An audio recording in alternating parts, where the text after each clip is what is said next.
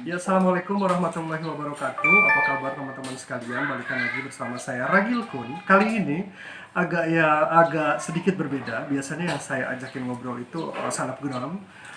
Biasanya teman-teman kita yang punya profesi di pariwisata. Nah, sekarang yang saya ajakin ngobrol adalah teman lama saya, masih muda, jadi ustadz dong, teman-teman sekalian. Dan saya akan tanya-tanya apa sih kegiatan dia di sini. Assalamualaikum. Waalaikumsalam, Boleh Mas perkenalkan, Ragil.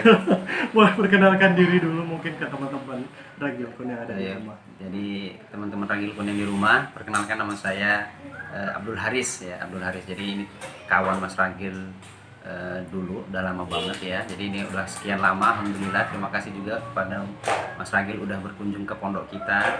Mudah-mudahan terus akan memberikan video-video yang inspiratif dan video-video yang apa ya, bisa menjadikan referensi buat kita gitulah ya. Siap, amin. Alhamdulillah. Nah, sebelumnya nih, sebelum anak tanya-tanya lebih lanjut, aku udah berapa lama sih ada di sini? Maksudnya pindah ke sini udah berapa lama? Jadi kita mulai buka rumah tahfidz ini Mas Ragil ya, itu awal tahun ya, awal tahun 2020 ini. Oh, Awal baru baru bulan ya? belum genap 1 tahun sebenarnya. Saya ingat pokoknya KBM pertama itu dari bulan 2 tanggal 2 2020 tuh. Saya ingat banget itu pas kebetulan kita juga nggak merencanakan, tapi alhamdulillah mulainya Pas kebetulan. ya, kebetulan banget di tanggal itu. Terus untuk ini kan baru nih, untuk peserta didiknya, untuk santrinya sendiri udah berapa banyak sekarang? Jadi pas pertama kita mulai cuma berdua Mas lagi berdua. Terus setelah itu ada 1 orang lagi yang menyusul, 3 orang. Jadi sampai dengan Ramadan itu kita mulai dengan 3 orang.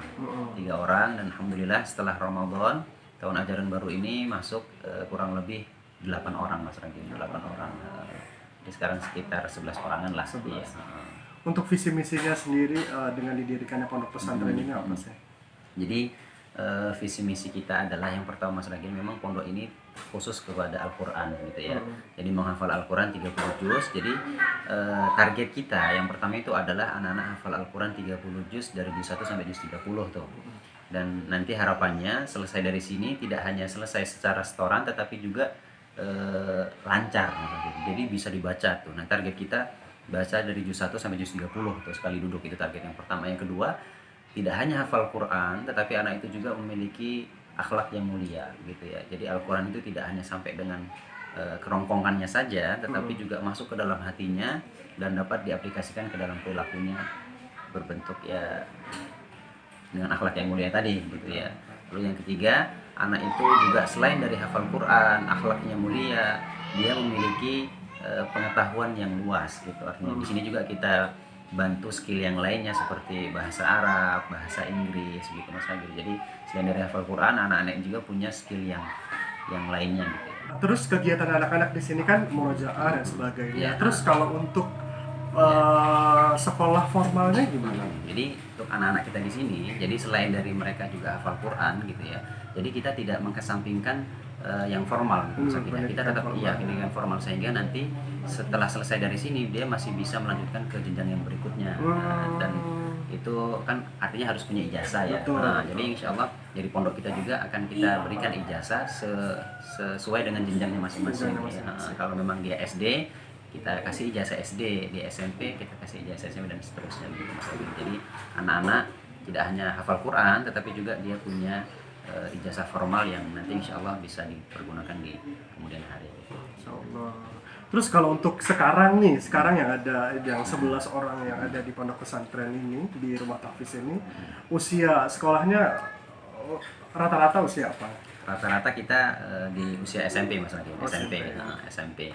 Sebenarnya berimbang sih ya, ada yang SMP, SMA, bahkan ada juga sudah selesai SMA. Ini mereka selesai SMA, tidak ingin kuliah dulu, jadi pengen hafal Quran dulu. Jadi mereka kesini selesaikan dulu Al-Quran 30 juz, baru nanti mungkin bisa kuliah dan sebagainya. Oke.